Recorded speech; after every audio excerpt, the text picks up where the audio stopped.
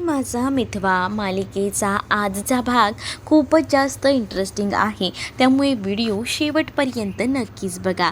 चला तर मग आजच्या भागाला सुरुवात करूया. सगळ्यात आधी आपण पाहतो की इकडे पोलीस त्यांनी त्या माणसाला पकडलेलं असतं, ज्या माणसाने ईश्वरीवर हल्ला केलेला असतो. मग त्याला आता सांगितलं जातं की बोल, तुला ही सुपारी दिली तरी कोणी होती. मग तेव्हाच ना तो माणूस म्हणत असतो की प्लीज मला मारू नका, मला जेवढं आठवतंय त्यावरनं मी तुम्हाला सांगतो ना.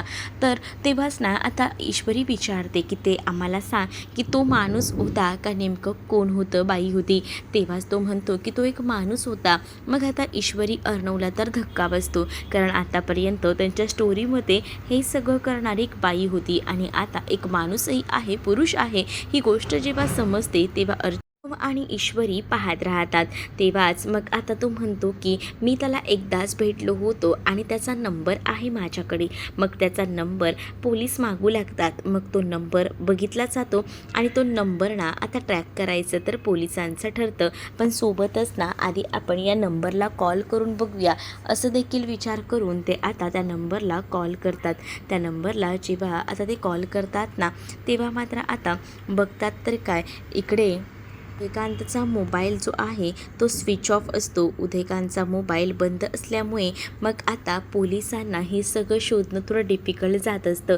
तेच आता इन्स्पेक्टर सांगतात की एक काम करा, तुम्ही आता गेलात ना तरी चालेल, काय आहे ना ह्याच्याकडनं आम्ही कसून चौकशी करून घेतो, काही गोष्टी आठवत आहेत का, काही गोष्टी सांगतायत का तो बघतो. मग तेव्हाच ना इकडे असणारी ईश्वरी म्हणत असते की पण ते आताच म्हटले ना की ते एकदा त्याला भेटले आहेत, तर आपण त्याचं वर्णन घेऊन स्केच तर काढू शकतो ना. तर इन्स्पेक्टर म्हणतात की हो, हे अगदी बरोबर आहे तुमचं, आपण आहे ना त्याच्याकडनं स्केच काढून घेऊया. म्हणजे कसं, स्केच काढून घेतलं ना तर निदान आहे ना आपल्याला समजेल तरी की तो माणूस कसा होता, काय होता ते. मग चल आता त्या माणसाचं वर्णन सांगायला सुरुवात कर, म्हणजे कसं आम्हालाही बघता येईल की तो माणूस नेमका कोण आहे ते. मग आता सांगितलं गेल्याबरोबर आता ती बघत असते आणि तेव्हाच ना वल्लरीचा जीव नुसता वर खाली होत असतो. वल्लरीला कळत नसतो की काय करावं ते. तेच आता वल्लरी म्हणत असते की ह्यांच्या हाती काही पुरावे लागायला नकोत. ते समोर ना आता मामा आलेला असतो आणि मामा आणि त्याचसोबत वल्लरीची आता धक्काबुक्की होते, कारण इकडे मामाचं लक्ष नसतं आणि सोबतच ना इकडे असणाऱ्या या मामीचंही लक्ष नसतं. तर मामीला आता मामा ओरडत असतो, काय गं मध्ये मध्ये येतात राहतेस. मामी बोलत असते की उगाच ना माझ्यासोबत वाद घालू नका. तर मामा बोलतो की मी तुझ्यासमोर हात जोडतो, माझ्यासमोर वाद घालू नको. एकतर माझं डोकं एवढं दुखतंय ना की काय सांगू, त्यापेक्षा ना मला एखादी गोळी दे, असं ना एकदम डोकं जड झालं आहे माझं, असं देखील मामा जे आहेत ते वल्लरीला सांगत असतात. आणि मामांना बरं वाटत नसतं म्हणून मामा जे आहेत ते रिलॅक्स बसतात. तेच आता वल्लरी त्यांना गोळ्या वगैरे देते. तर दुसरीकडे आता वल्लरी बॅग वगैरे घेऊन निघालेली असते. आजी त्याला विचारते की कुठे चालली आहेस गं वल्लरी. तेव्हा वल्लरी सांगू लागते की ते काय आहे ना जरा जाऊन येते. तसंही आता तुम्हाला माहिती आहेत ना, हे दोघंही जण सकाळपासून बाहेर पडलेत, अर्णव आणि ईश्वरी. त्यांनी तर आता त्यांचाही विचार केला नाही आहे, काय करत आहेत काय नाही. एवढा वेळ उपाशी आहेत दोघंही जण. तेच जरा काहीतरी खाऊन वगैरे घेतील तर बरं आहे ना, म्हणूनच त्यांना घरातलं जेवण घेऊन जात होती डब्बा. मग तेव्हा आता हे सगळं बघून आजी वल्लरीला म्हणते की अगं हे सगळं तर ठीक आहे, आता ती मुलं मोठी झाली आहेत, मुलांना तर माहिती आहे ना सगळ्या काही गोष्टी आजकाल स्वतःहूनच लागतात, त्यांना कोणाचीच गरज लागत नाही. खाल्लं असेल की दोघांनीही बाहेरून, पण तुला काळजी वाटते ते सगळं ठीक आहे, कारण ते बराच वेळ झाला. मग आता इकडे आजी जी आहे ती सुद्धा बोलत असते की मलाही असं वाटतं ना की जरा चिंटूशी बोलून घ्यावं, काय चाललं आहे एवढा वेळ ते बघावं. इकडे आता अर्णव आणि ईश्वरी बसलेली असतात, कधी एकदा स्केच काढून होतं याचीच वाट बघत असतात. तेच अर्णवचा आता फोन वाजतो. तर अर्णव सांगू लागतो की मामीचा फोन आहे, मामीचा. मग इथे ईश्वरीही थोडा डाऊट घेते आणि विचार करते की मामी इतके कॉल का बरं करत असेल, हाही विचार ना ईश्वरी करत असते. तेच आता हळूच का होईना फोन उचललेला असतो. मग अर्णव बोलत असतो की हां मामी बोल ना, काय झालं आहे.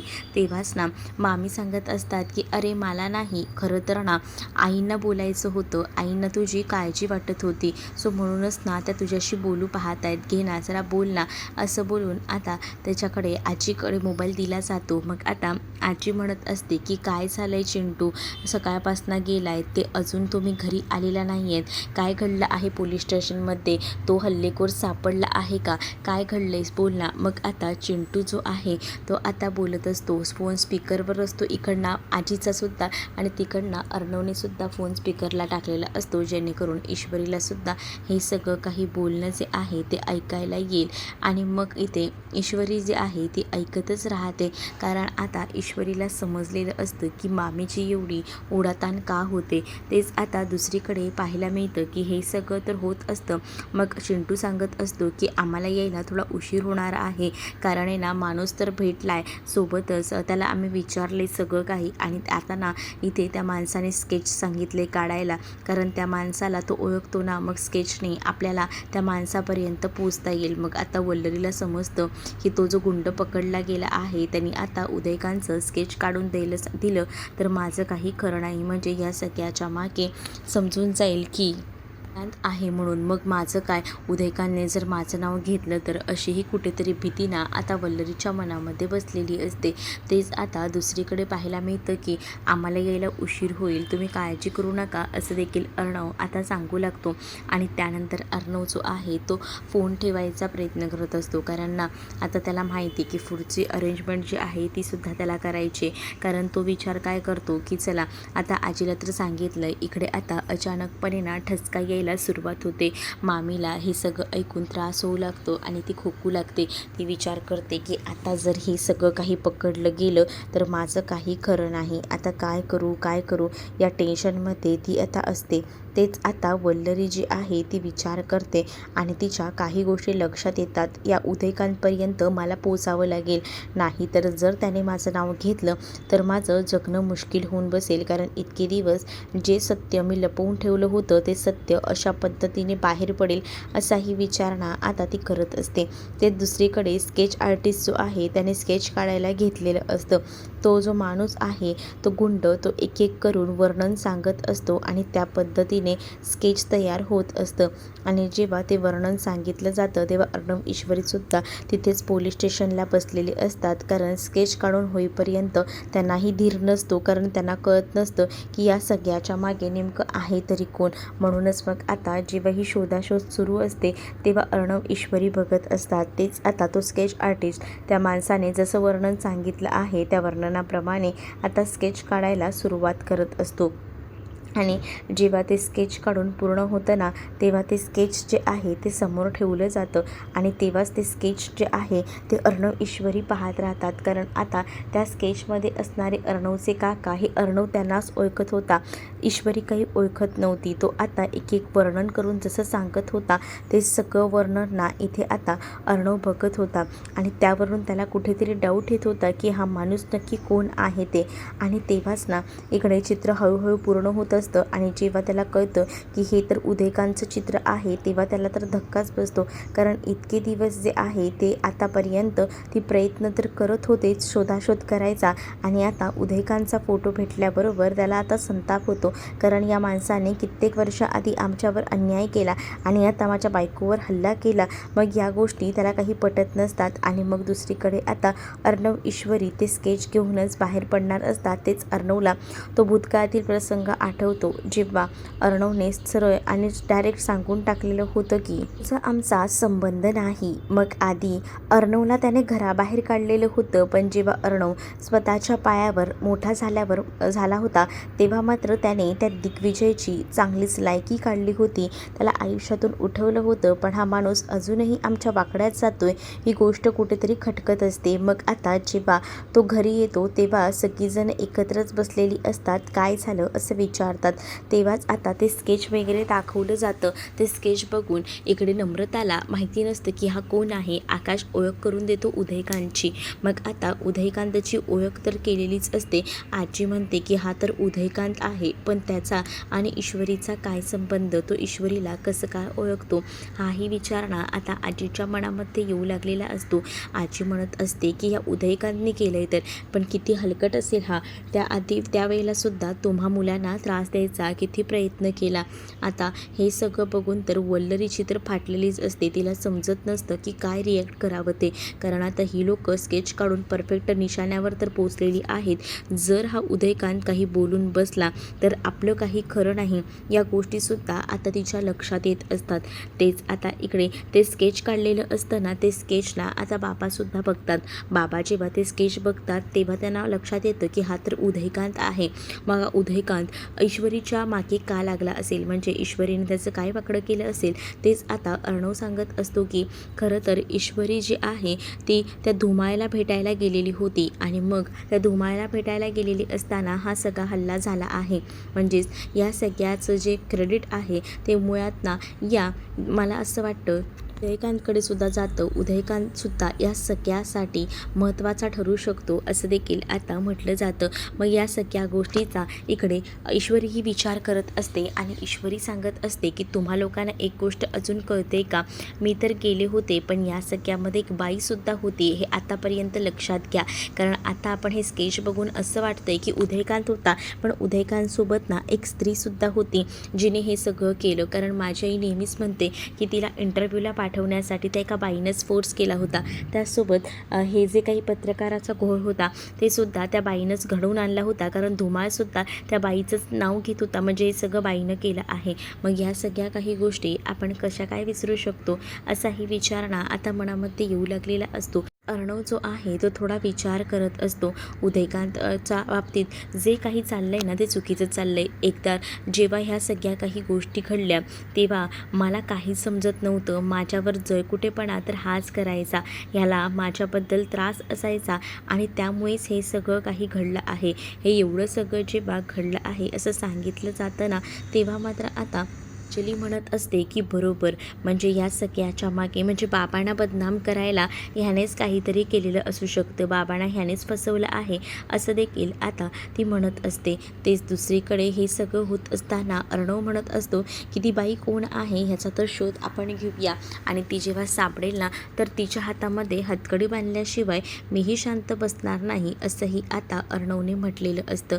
अर्णवने आता जेव्हा ह्या सगळ्या काही गोष्टी सांगितलेल्या असतात ना तेव्हा आता ईश्वरीही म्हणत असते की हो, आपण या सगळ्याचा शोध घेऊया. मला असं वाटतं आपण कोणतीही गोष्ट ना हलक्यात घ्यायला नको.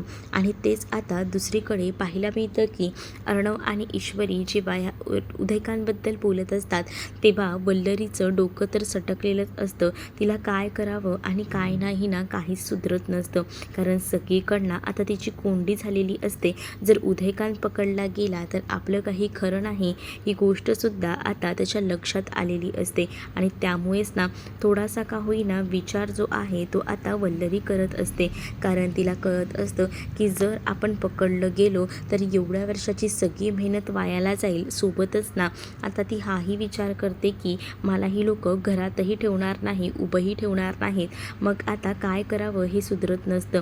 तेच आता इकडे ही लोक बोलत असतात की आपण एक काम करूया, या सगळ्याचा शोध घेऊया आणि जेव्हा आपल्याला हा भेटेल ना तेव्हाच आपल्याला हा माणूस ना त्या बाईपर्यंत पोचवेल असं देखील आता ईश्वरी म्हणत असते. सोबतच ना आता आपण गप्प नाही बसायचं, या सगळ्याचा शोध घ्यायचा, त्या बाईचा शोध घ्यायचा. ती बाई जोपर्यंत आपल्याला सापडत नाही तोपर्यंत, कारण ती बाईने नक्कीच ना स्वतःमध्ये सुद्धा बदल केला असेल. म्हणजे तुला सांगू का, तिने स्वतःमध्ये बदल म्हणजे केला असेल असं की तिने सुरक्षित करण्यासाठी काहीतरी केलेलंच असणार आहे असं देखील अर्णव बोलत असतो.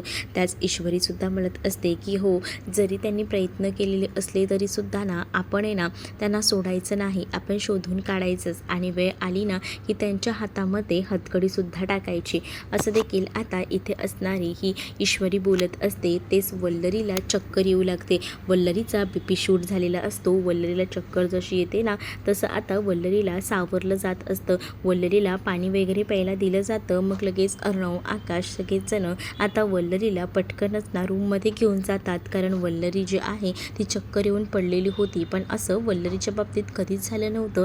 आजच कशी काही चक्कर येऊन पडली हाही समजला इकडे आजी करत असते. डॉक्टरांना इमर्जन्सीमध्ये बोलवलं जातं. जसे डॉक्टर येतात ना तसं म्हणतात की त्यांचं BP शूट झालेलं आहे, त्यांनी कोणतं तरी टेन्शन घेतलं आहे, सो त्यांना टेन्शन फ्री ठेवा आणि त्याचसोबत त्यांना जुना पित्ताचा त्राससुद्धा आहे आणि त्यामुळेच ना ते मध्येच खवळलं की त्याचा त्रास होऊ शकतो आणि तसंच त्यांना झालं आहे. त्यामुळे तुम्ही ना जरा ना त्यांची काळजी घ्या असंही आता म्हटलं जातं. मग तेव्हाच ना इकडे मामा कुसूर करत असतो आकाशच्या कानामध्ये, हिच्यामुळे आपल्यालाच ब्लड प्रेशर शूट व्हायची वेळ आली होईल, पण हिचं तर आज ब्लड प्रेशर जास्तच वाढलेलं दिसते असंही आता इकडे मामाचे आहेत ते आकाशच्या कानात पुटपुटत असतात. ते डॉक्टरांनी काही गोळ्यांचं प्रिस्क्रिप्शन जे आहे ते सुद्धा मामांच्या हातात दिलेलं असतं आणि ह्या गोळ्या वेळेवर घ्या. तेच आता नम्रता त्या डॉक्टरना सोडायला बाहेरपर्यंत गेलेली असते, कारण ती आता डॉक्टरांना सोडायला जाते तोपर्यंत इतकी जण वल्लरीला म्हणत असतात की वल्लरी तू काळजी करू नकोस, कसलं एवढं टेन्शन घेतेस, अगं तो उदयकांत सापडेलच ना. मग ती म्हणते की नाही मला त्या गोष्टीचं टेन्शन नाही आलेलं. मग कसलं टेन्शन आलं आहे ते तर सांग. मग तेव्हाच ना आकाश आणि नम्रताचं लग्न झालं आहे, किती दिवस झाले, पण आपण अजूनही त्यांना देवदर्शनाला पाठवलेलं नाही आहे. मला असं का वाटतंय की हे सगळं त्या गोष्टींमुळे होतं आहे का, असंही आता ती बोलून दाखवते. तेव्हाच ना इतका विचार करू नकोस, सगळं काही नीट होईल असं आकाश हा इकडे असणाऱ्या वल्लरीला समजावतो. तेच आता नम्रताने येताना नारळाचं पाणी आणलेलं असतं म्हणजे शहाळं, आणि ती आता देत असते आणि म्हणत असते की आई हे घ्या ना, म्हणजे तुम्हाला थोडं का होईना बरं वाटेल. मग तेच आता नकोय मला काहीच असंही आता वल्लरी म्हणत असते, कारण तिला ना आता काही झालं तरीसुद्धा या नम्रताच्या हातून काही नको असतं. मग तेव्हाच इथे असणारा आकाश म्हणत असतो की आई तू आताच म्हणत होतीस ना की तुझं असं लागून राहिलं मनाकडे की देवदर्शन वगैरे राहिलं आहे, मग आता तू असा विचार का करत बसलीस, खा ना थोडं पिऊन घे ना पाणी, म्हणजे तुला बरं वाटेल, आणि एवढी ती तुला आणून देते तर मग घे ना असंही ती आता म्हणत असते. मग काय गपचूप नम्रताने शहाळ्याचं पाणी आणून दिले म्हटल्यावर तेव्हा तर ते घ्यावंच लागणार असतं, दुसरा पर्यायच नसतो. तेच आता वल्लरी उठून बसते आणि ते पाणी पित असते. तेव्हाच ना इथे मामा म्हणत असतात की अरे च्छा, मी तर काय म्हणतो तुम्हा लोकांना, तुम्ही जरा बाहेर जाऊन फिरून काय येत नाही, म्हणजे बाहेर जाऊन जर तुम्ही फिरून आलात ना तर ते बरं पडेल ना असं मला तरी वाटतं. म्हणजे बघा हा, बाहेर जा, थोडं जरा निवांत फिरा इकडे तिकडे, आणि जर जेव्हा निवांत फिराल ना तेव्हाच तर तुम्हाला समजेल ना बाहेरचं. किती दिवस झाले तुम्ही घरातच आहात आणि लग्न झाले तेव्हापासून. मग वल्लरी म्हणते की त्याची काय गरज आहे. तेच मामा बोलतो की आताच तू म्हणत होतीस ना, आताच तुला गिल्ट येत होतं ना की कसं होईल यांचं, मग आता जाऊ दे ना त्यांना बाहेर. तसंही लग्न झाल्यापासून ती घरातच आहे तर थोडं गेली तर काय हरकत आहे असंही आता म्हटलं जातं. तेच आता मामा बोलत असतात की फक्त आकाश आणि नम्रता तुम्हीच नाही, ईश्वरी तू सुद्धा अर्णवला बाहेर घेऊन जा. मग हो मामा, पण आता अर्णव जो आहे तो मुळात घरात नसतो, तो कामासाठी बाहेर गेलेला असतो. म्हणून ईश्वरी म्हणत असते की मामा अर्णव नाही आहे, मग आता वाट कसली बघते, त्यालाही बोलवून घे आणि पटकन तुम्ही सगळेजण जा, मस्त एन्जॉय करा असं मामांनी सांगितलेलं असतं. आणि मामा जेव्हा या सगळ्या गोष्टी सांगतात तेव्हा ईश्वरीही खुश होते. खास करून नम्रताला आनंद वाटत असतो, कारण नम्रताला कित्येक दिवस ना घरातली कामं वगैरे करून कंटाळा आला होता आणि फायनली तिला आता बाहेर जायला मिळणार असता याचा जास्त आनंद झालेला असतो. आणि ती म्हणत असते की चालेल तुम्ही बोलताय म्हणून, मग आता जा. मग तेव्हाच ना इकडे असणारा मामा जो आहे तोच त्यांना बाहेर पाठवत असतो आणि मामाने बाहेर पाठवले म्हटल्यावर इकडे आता मामाला सुद्धा हसू येत असतं. तेच दुसरीकडे आता अर्णव, ईश्वरी तुम्हीसुद्धा बाहेर जायचं, ईश्वरीला सुद्धा मामाने फोर्स केलेला असतो की तूही बाहेर जायचं, आता इथे थांबायचं नाही, मग चला पटकन आवरा आणि तुम्ही निघा, आमचं आम्ही बघतो असंही म्हटलं जातं. मग तेच आता पटकनच ना ईश्वरी आणि त्याचसोबत ते जायला निघतात. पण तेव्हाच ना अंजलीला सुद्धा ईश्वरी म्हणते की ताई तुम्हीसुद्धा चला ना. अंजली म्हणत असते की नको माझं काय काम आहे, मी नाही येत, तुम्ही तुमचं जा, कारण मी घरात थांबते. मामीची तब्येत ठीक नाही आहे तर मामीकडे सुद्धा लक्ष द्यायला हवा ना, म्हणूनच मग मी थांबते, तुम्ही सगळीजणं जा, एन्जॉय करा. आणि तसंही कन्नूसुद्धा आहे, मग कन्नूला बाहेर बघणं पॉसिबल होणार नाही सांभाळणं, याचसाठी मग विचार केला की जाऊ दे मी बघते असंही आता ती म्हणू लागते. अरे मग जा ना, आता कोणाची वाट बघताय असं मामा बोलून आता त्या दोघांनाही, म्हणजेच इकडे अर्णव आणि त्याचसोबत ईश्वरीला आणि दुसरीकडे नम्रता आणि आकाशला बाहेर फिरायला जायला सांगतात. तेच नम्रता आता आता रूममध्ये गेल्यावर खूप जास्त खुश असते आणि नम्रता म्हणत असते, आकाश आज मला इतका आनंद झाला आहे ना. आकाश म्हणतो की काय झालं, या आधीसुद्धा आपण बऱ्याचदा फिरायला गेलो आहे, मग त्याचा इतका आनंद का झाला आहे तुला. तसं नाही, लग्नाच्या आधी आपण खूप फिरलो आहे, पण आता लग्न झाल्यावर आपण पहिल्यांदाच बाहेर जाणार आहोत ना, त्यासाठी मला खूप जास्त आनंद वाटतो आहे. म्हणजे बघा ना, लग्न झालेलं नसताना तेव्हा आपण जायचो बाहेर, पण तेव्हा माझ्या गळ्यात मंगळसूत्र नसायचं, पण आता तर माझ्या गळ्यात तुमच्या नावाचं मंगळसूत्र आहे. मग आपण बाहेर फिरायला जाताना ते सगळं वेगळं फिलिंग येईल ना. आणि लग्न झाल्यापासून तर आपण घरातच होतो आणि ते सगळं रुटीन काही ना काही सुरूच होतं, पण आता जरा बरं वाटतंय, आपण बाहेर जातो आहे ते. आणि खरंच ना, आपण एन्जॉय करूया. आपण ना त्या दुसऱ्या आपल्या त्या कुल्फीवाल्याकडे सुद्धा जाऊया, म्हणजे त्यालाही कळेल ना आपलं लग्न झालं आहे ते, माझ्या गळ्यातलं मंगळसूत्र बघून. मग इकडे म्हणजे तुला मला एक गोष्ट सांग, कसला एवढा आनंद झाला आहे, बाहेर आपण जेवायला जाणार आहे त्याचा की अजून कशाचा. मग तेव्हाच ती म्हणते की आज ना घरातही जेवण बनवायला लागणार नाही आहे, त्याचाही मला आनंद आहे. नाहीतर एवढे दिवस घरातच जेवण बनवायचं आणि खायचं, आज कसं घरातही जेवण बनवायचं नाही आणि बाहेर जाऊन एन्जॉय करायचं आहे, याचाच मला खूप जास्त आनंद झाला आहे, असं देखील नम्रता आता आकाशला सांगत असते. आकाशला तर नम्रताच्या या बोलण्यावर हसूच येत असतं, कारण नम्रताचं जे काही प्लॅनिंग होतं ना, ते तर अफलातून होतं. म्हणजे तिला ना कधी एकदा आकाशसोबत बाहेर मस्त एन्जॉय करता येईल ना, असं झालेलं असतं. मग आकाशही तिला म्हणतो की हो हो बायको, आपण जाऊया, चल पटकनच फ्रेश वगैरे हो, मग आपण मस्त चौघही जणं बाहेर जाऊया, असं आता त्याचंही ठरत असतं. मग नम्रताही म्हणत असते की हो, मलाही खूप जास्त आवडतं आहे, कधी एकदा आपण बाहेर जाऊन सगळं एन्जॉय करतोय ना, असं झालं आहे, असंही नम्रता म्हणत असते. कारण नम्रताला त्याच रुटीनचा घरात राहून काम करण्याचा वैताग आला होता. कारण एवढे दिवस नम्रताने घराची जबाबदारी म्हणजेच काय तर सगळ्यांची जेवणं वगैरे बनवायचं घेतलेलं होतं हातात, आणि आज जेवण वगैरे काही बनवायला लागणार नाही, असंच ती विचार करत असते. तेच दुसरीकडे आता बाबा थोडे विचार करत बसलेले असताना ईश्वरी बाबांच्या रूममध्ये येते आणि बाबांना म्हणत असते की बाबा काय झालं, कसला एवढा विचार करताय. तेव्हा बाबा म्हणत असतात की काय सांगू तुला, मला ना टेन्शन येतं कधी कधी. म्हणजे काय झालं आहे बाबा, ते तर सांगा. मग तेव्हाच ना मी तुला काय सांगू, म्हणजे आज अंजलीची जी अवस्था बघितली, त्याला कुठेतरी कारणीभूत मी आहे असं मला वाटतं. का बाबा तुम्ही असं का म्हणताय. तेव्हाच ना काय सांगू तुला, म्हणजे मला असं वाटतंय, कारण आहे ना जेव्हा ह्या सगळ्या काही गोष्टी झाल्या तेव्हा मी तिच्यासोबत नव्हतो. खरं तर मी तेव्हा जर असलो असतो, ह्यांना सोडून गेलो नसतो, तर निदान मी ह्या मुलांची काळजी व्यवस्थित घेतली असती, ह्या मुलांचं बघितलं असतं की ह्याला काय नको आहे, काय हवं आहे, या सगळ्या गोष्टी मी निरीक्षण केल्या असत्या. पण मीच जर नाही आहे तर कसं होणार. म्हणजेच मी स्वतः माझ्या अंजलीसाठी मुलगा शोधला असता, मग तिचं सगळं चांगलं झालं असतं. पण मी हे सगळं काही केलं नाही. मी तेव्हा सगळी जबाबदारी झटकून निघून गेलो, आणि त्यामुळेच तर त्या उदयकांतलासुद्धा माझ्या मुलांना रस्त्यावर आणण्यात यश आलं. पण हे सगळं जर तेव्हाच विचार मी केला असता, तर आज माझ्या मुलांवर ही वेळ आली नसती, माझ्या अंजलीलासुद्धा एवढं सगळं सहन करावं लागलं नसतं, असंही विचारणा आता इथे असणारे एक बाबा जे आहेत ते करत असतात. ते ईश्वरी त्यांना सावरत असते. ईश्वरी म्हणत असते की बाबा मला कळतंय तुमचं दुःख, आणि ते रडतसुद्धा असतात, कारण अंजली एवढ्या लवकर ही आता नवऱ्याशिवाय राहणार, सोबत मुलगीसुद्धा आहे, याचं त्यांना दडपण आलेलं असतं.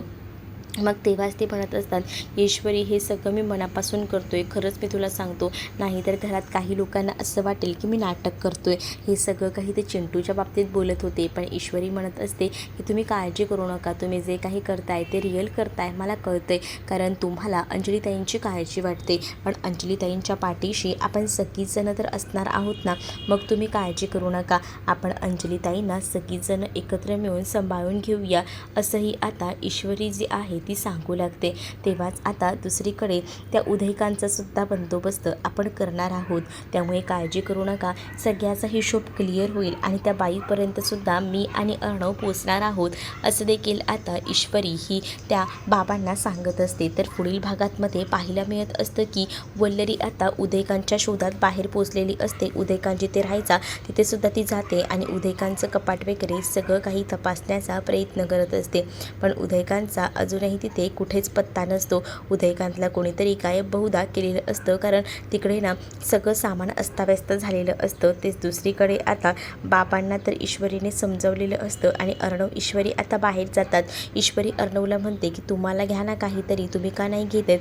त्यावर अर्णव म्हणतो की माझं भरलं.